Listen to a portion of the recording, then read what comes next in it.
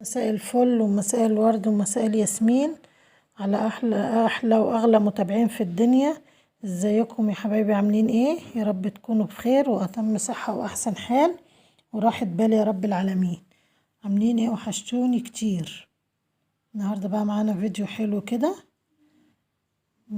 جبنا شوية مشتريات ونعمل اكلة كده، الاكلة المحببة على قلبي، والله من احلى الاكلات اللي انا بحبها ومموت فيها، اللي هي ايه؟ شوفوا دلوقتي. اظن باين، يعني باين بتاع، باين من عنوانه زي ما بيقولوا.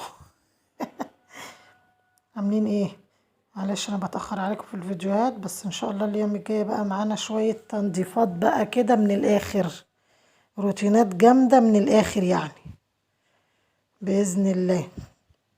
روتينات وتنظيفات بقى وحاجات ايه، اوعى. جبت طبعا شويه طماطم، انا كان عندي طماطم قديمه، يعني انا جبت الجديده وناسي ان انا عندي طماطم قديمه، بس طبعا هجيبهم واحطهم بقى مع بعض.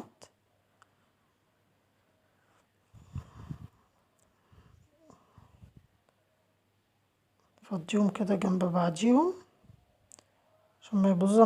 اما بسيبهم في الشنط بيبوظوا الصراحه، ولا لكن كده في الثبت كده ما يجرى لهمش اي حاجه. ممكن يتبالوا شويه، بس لو دبلت هتستعمليها عادي في الطبيخ، لكن لو باظت حرام هتترمي.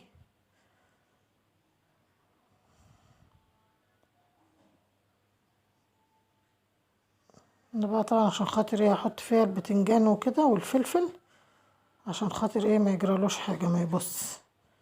بقطع طبعا ايه البوز بتاعه الطويل ده عشان يتحط في البتاع كده، ما يبقاش واخد مكان في الطبق. حاجه عماله تقع، مش عارفه الحاجه صاحيه ولا ايه يا جدعان؟ حاجه صاحيه. اظن انتوا قريتوا العنوان قبل ما تخشوا. هقول لكم بقى على الغش بقى وصل لحد فين، بجد والله الغش وصل بينا لحد فين.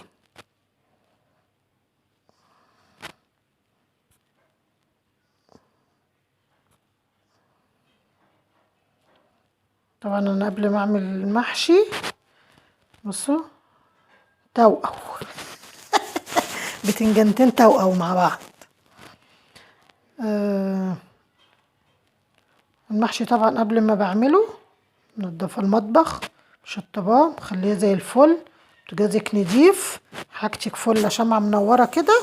وبعد كده ابدأي بقى في حاجتك زي ما انت عايزة، عشان خاطر تبقي شغالة كده وانت مرتاحة البال، ومفيش حاجة معكرة عليكي مزاجك. عشان بأمانة المطبخ لما بيبقى متبهدل واجي اعمل اكل مزاجي بيبقى متعكر بطريقة مش طبيعية.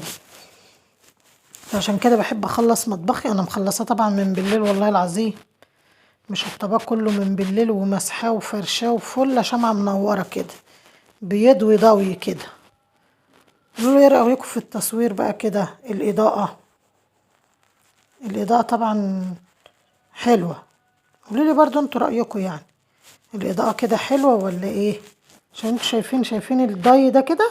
ده انا جبت ليد يا بنات، باركولي، جبت شريط ليد وركبته.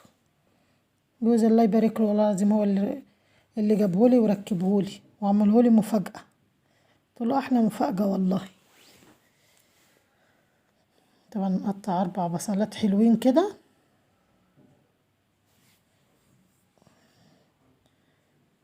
نضربهم ضربة حلوة كده. والله المحشي ده من احلى ولذ الاكلات اللي انا بموت فيها. تقولي بقى تتخاني ما تتخانيش، ماليش فيه والله، ماليش فيه بقى بجد. انا الاكل ده عندي مزاج، بحب الاكل. انا بحب الاكل، محدش يقول لي اعملي دايت واعملي ريجيم، عشان انا عملت كتير والله بامانه يا بنات. انا عملت دايت كتير وخسيت وبرجع تاني، فاتعب نفسي ليه واقعد احرم نفسي؟ فخلاص ما فيش فايده. مش عارفه مين، سعد زغلول ولا مش عارفه احمد مين اللي قال، حد يصلح لي معلوماتي يا بنات، اللي هو قال ما فيش فايده.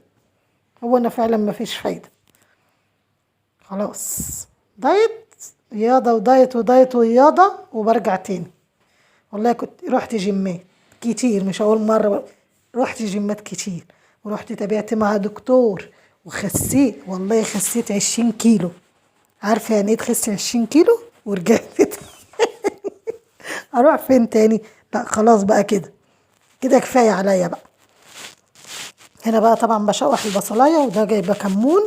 كمون لما بتجيبيه صحيح طبعا وتحمصيه كده وتطلعي الزيوت الطيارة اللي فيه، بيبقى ريحته ايه، فظيعة. تحبي تعملي الكمون كده غير اللي بنشتريه مطحون ده، مبيبقاش ليه ريحة خالص. لكن لما بتحمصي الكمون او الكزبرة، يا وعدي على ريحتهم، يا وعدي يا وعدي على ريحتهم، بتبقى ريحتهم فظيعة اقسم بالله، احسن ما تشتريه جاهز. والله العظيم دلوقتي اصلا بتجيبي شوية الكمون ب5 جنيه، مفهومش معلقة، معلقة يقضوك يا دوبك مرتين بالعدد. الواحد مش عارف يروح فين. بصوا البصلاية بقى اتشوحت كده وشكشكت كده، حط بقى عليها الطماطم. تابعوني في الفيديوهات اللي جاية مش هتندموا. عندي شوية تنظيفات بقى كده، حاجات ملهاش حل، تشجعكوا كده وتقوموا تشجعوا كده وتتنشطوا كده مع اختكم.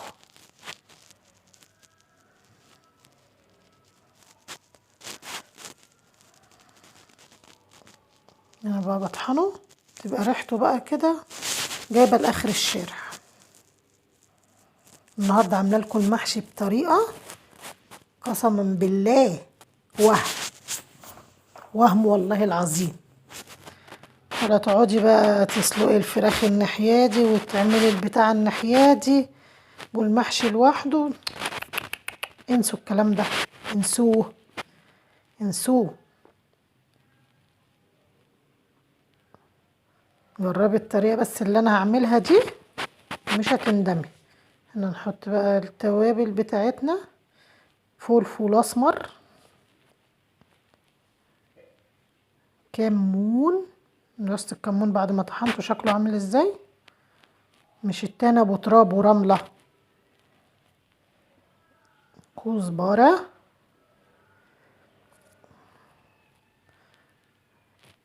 ملح، تحطي الملح بقى زي ما انت عايزه حسب الحقيقة اللي بتحبيه. انا طبعا هنا الملح زودته شويه، بس لما جيت عملت الشوربه الكدابه ما حطيتلهاش ملح خالص.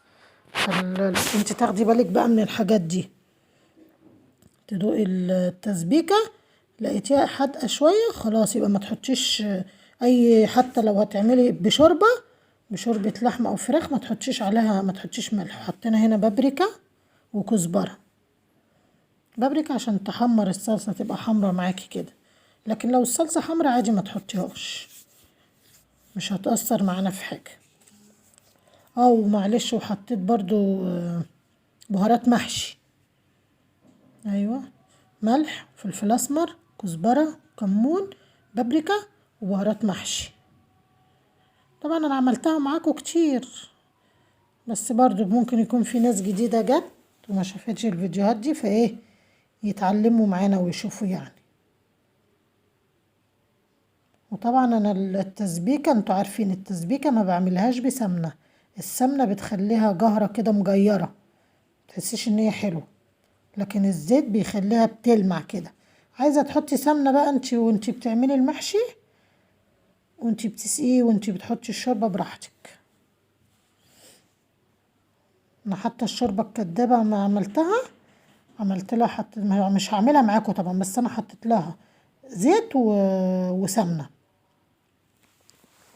ووحدتين مرق الدجاج وملح وكمون، بس فقط لا غير، ما بحطش حاجه تانية عليها. وحبه شطه صغننين كده لو بتحبي الشطه. انا حطيت حبه صغيره عشان خاطر جوزي مش بيحب الشطه، لكن انتوا بقى تحبوا الحراق. ساعات بعمل والله حله ليا ادلق عليها الشطه من على الوش كده قبل ما احط الميه، يا وعدي يا وعدي يا وعدي عليها وعلى الشطه. هنا جبنا بقى ايه، جبنا بصلتين هنضربهم ضربة حلوة، ضربة معتبرة كده، مش زي بتاعة التسبيكة، لا ضربة حلوة كده، اضربيها لغاية ما يبقى لها صاحب. بص هنعمت معانا دي عشان هنعمل بيها ايه، هنتبل بيها الوراك. انا جبت وراك يا بنات، باركولي.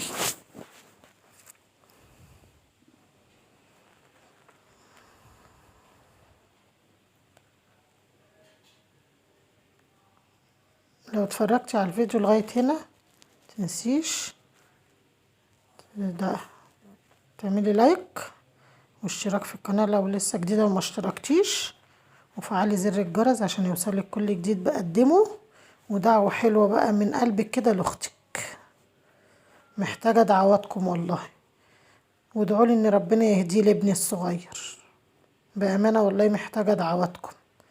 هنا بقى حطيت ملح وفلفل اسمر وبصل بودر وتوم بودر وبابريكا،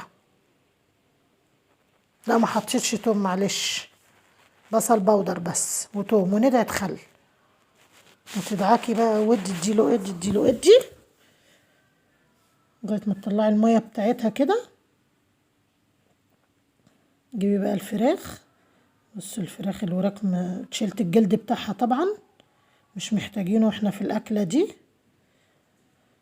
بصوا متنضفه ايه، فله شمعه منوره كده، تشرحيها كده اهم حاجه، اعملي لها فتحات كده عشان خاطر ايه التتبيله تخش جواها كلها، عشان اللحم يتطعم معاكي، غير اما بتحطي اللحمه على الوش كده، اصل ما فيش جلد هتحطي تحتيه وايه، لكن كده لازم تعملي الفتحات دي فوق وتحت.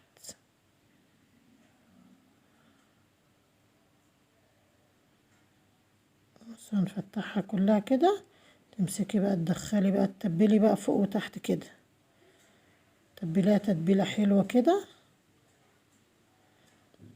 هنتبلها طبعا ونسيبها ايه، ونسيبها ساعه ساعتين، تتبليها من الصبح وتركنيها في التلاجة عشان تاخد وتدي مع نفسها كده، عشان اللحم كله يبقى ايه، يبقى متطعم كده، تحسي ان انتي بتاكلي حاجه متطعمه مش حاجه مسلوقه. واقول لكم على تركايه برضو تخليلك الفراخ دي طعمها حلو، وما تحسيش ان انتي بتاكلي حاجه مسلوقه، اصل دي ولا سلقناها ولا عملنا فيها حاجه. فطبعا ايه بعد ما بتحطيها في التتبيله وتسيبيها، هقولك هنعمل فيها ايه دلوقتي. بصوا ايوه كده، وتخلي البتاع من تحت، يعني تقلبي الورك كده عشان يبقى تحت البصل كده، حطي بصل عليه من فوق وسيبيه بقى ياخد مع نفسه كده، ياخد ويدي مع نفسه.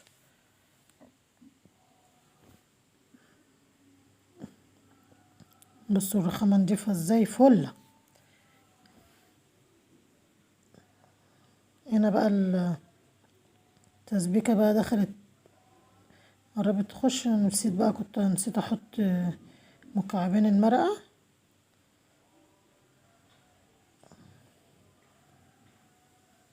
طبعا تسيبي اللهم صل على سيدنا محمد، تسيبي التسبيكة بقى لغاية ما ايه تنشف معاكي خالص خالص، ما يبقاش فيها مية، عشان خاطر ما تبقاش في ناس بتبقى عاملة المحشي تحس انه كله مية كده، يعني الخلطة بتاعت المحشي تحس ان انتي ايدك بتشرشر مية كده وانتي بتعملي، انا ما بحبش كده، لازم البتاعة تبقى ناشفة. وانا طولت في الجزء ده ليه كده يا جدعان، معلش نسيت اقصه يا جماعة، نسيت اقصه يا بنات سامحوني. هنا بقى نحط ايه، معلقتين زيت على معلقة ايه، على معلقة سمنة. هقولك هنعمل ايه دلوقتي. معلقة سمنة، حلة سخنة طبعا، لازم الحلة تكون سخنة عشان خاطر ايه ندي صدمة ايه للكوكو، ندي صدمة للفراخ عشان ما تنزلش ميتها كده. بقى هتاكلي فراخ محطوطة تحت المحشي ملهاش حل. بصي تفضلي تحركي كده عشان ما تلزقش منك اول ما تحطيها، ما تحطيش كله مع بعضه كده. ايوه اصبري حبه، يعني تحطي واحد وتستني حبه عشان خاطر ايه يفضل الحله تفضل سخنه، ما تبردش معاكي على طول اول ما تحطي كله ورا بعضه كده. طبعا انا عشان مسرعه البتاع فباين لكم ان انا حطيته ورا بعض، يعني عشان في حاجات ايه لما تديها صدمه كده وتاخد لون من فوق ومن تحت، والله العظيم طعمها كان في منتهى الجمال. والله جربوها ومش هتندموا، جربوها وانتوا هتدعولي.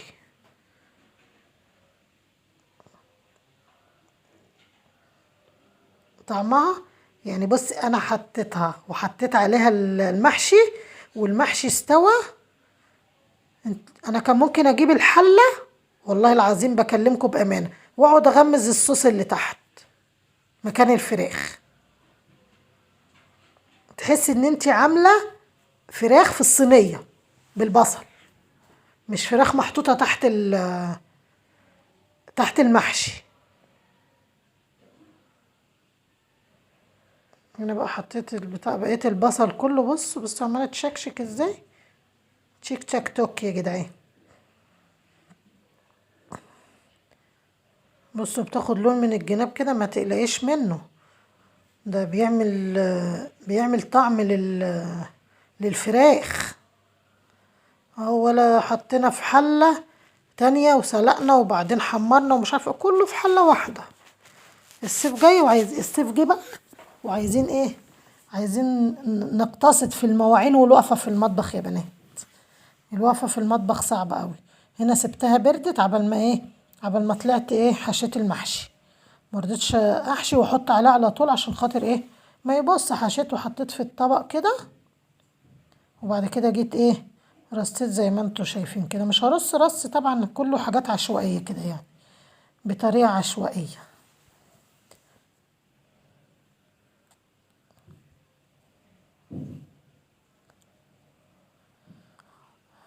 هنا بقى بس خلصته. شايفين الجمال والحلاوه؟ شايفين الجمال والحلاوه يا بنات؟ بالله عليكم تقولوا لي رايكم في الكومنتات بكل امانه على شكل المحشي وعلى الطريقه، وهتجربوها ولا لا، وعلى وعلى الاضاءه. انا نورت لكم الدنيا اهو، خليتها ملعلعه اهو، عشان خاطر عشان خاطر يعجبكم وتبقوا شايفين الحاجه واضحه كده وانا بعملها. انا منوره الليد ومنوره الرينج لايت، عشان تبقوا شايفين الحاجه كده ملعلعه قدامكم واضحه.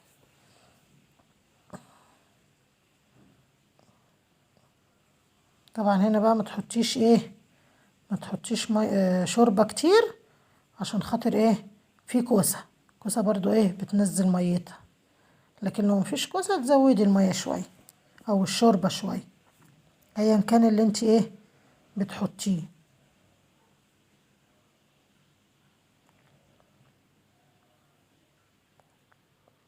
بصوا بقى بصوا بقى بصوا بقى بصوا بقى بصوا بقى الحلاوه والجمال.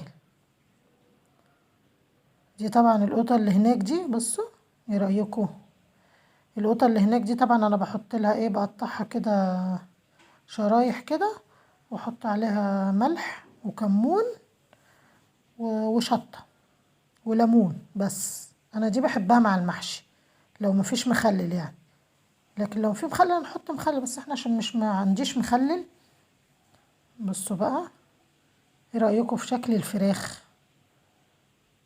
تحسيش ان انت بتاكلي حاجه مسلوقه طبعا. والله طعمها كان يتاكل كده لوحده بالعيش، مش كانش محتاج اي حاجه.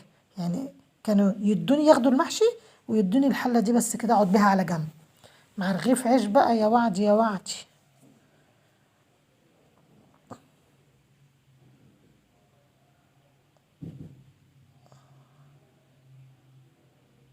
ايه ده؟ في برنجانية يا بنتي يا هند، مشلتهاش؟ ايوه خدت بالها، انا فكرتها ما خدتش بالها البت دي ولا ايه.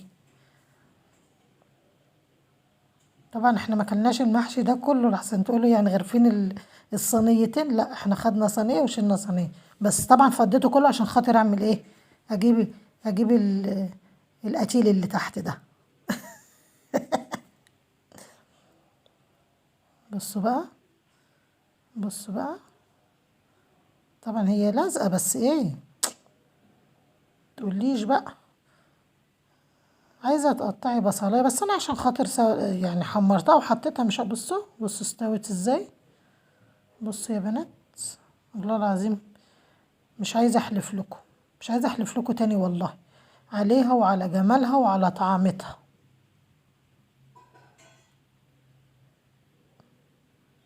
بصوا عاملة ازاي الحلة اصلا من تحت، لونها عامل ازاي. هو ما هذا هو المطلوب اثباته. بصوا، بص تحس ان هي فراخ مشوية، فراخ معمولة في الصينية. بصوا الجمال والحلاوة، غير الطعم والله العظيم، الطعم يا جماعة وهم، وهم والله العظيم.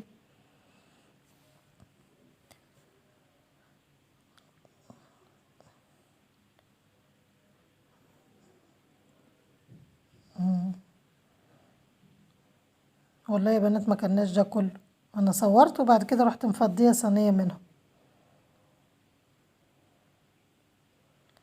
وتعالوا كلوا معانا بقى.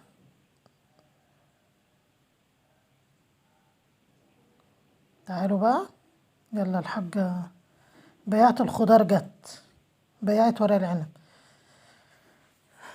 تعالوا بقى اقول لكم بقى الغش وصل بينا لفين.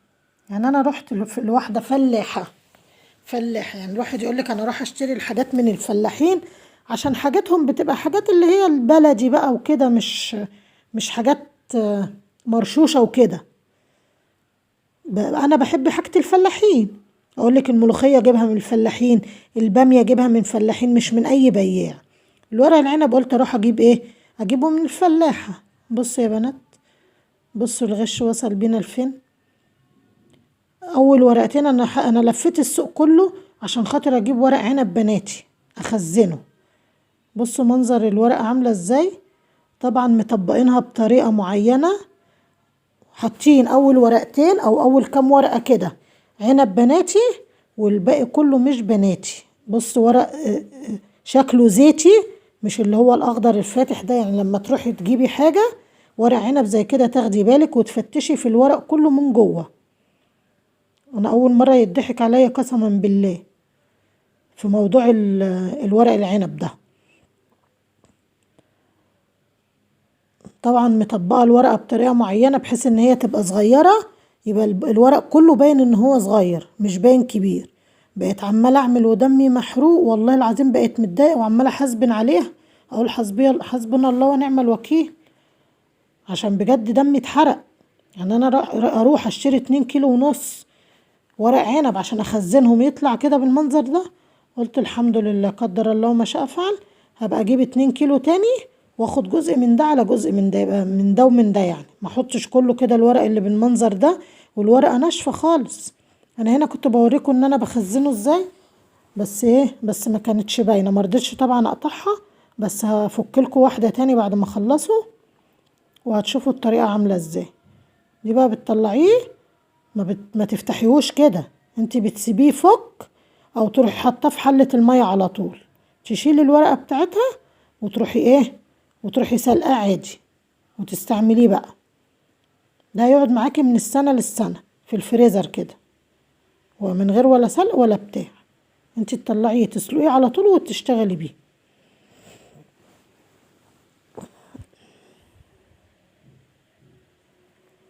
انا عماله اعمل يا عيني والله وفاكره ان الكاميرا جايه عليه، اتاري الكاميرا مش جايه عليه.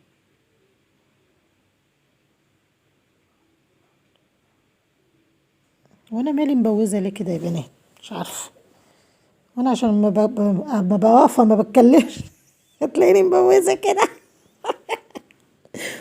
وعلى فكره اختي هتشوف الفيديو ده وهتعلق على الموضوع ده هتكلمني تعيب عليا، هي عارفه نفسها. واول ما اقول كده هتروح متصله بيا ومكلماه.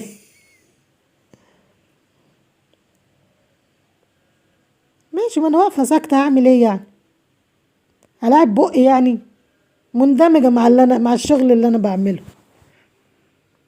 بصوا عملناه ازاي، بتلفي رولات كده اهو. والله دي فكيتها من الاسترتش عشان خاطر اوريها لكم. لما ببص في الفيديو لقيته مش باين. يا لهوي يا حس السودا هنا ياما.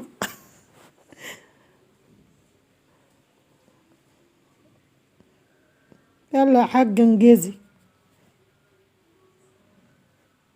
لو وصلتوا لغاية هنا متنسوش تدعموني بلايك واشتراك وتفعلي زر الجرس عشان يوصلك كل جديد بنزله. ماشي يا حلوة انتي وهي، ماشي يا قطقوطة. وكومنت حلوة كده منك يفرحني، وكومنتات كتير عشان الكومنتات كتير والله بترفع القناة، يعني بتخلي القناة تقترح. اللايكات الكتير، اللايكات الكتير والكومنتات الكتير كمان. اكتبي بقى صلي على النبي، اكتبي استغفار، اعملي اي حاجة، قلوب، اي حاجة تيجي منك انا راضية بيها. بحبكم في الله يا احلى اخوات في الدنيا.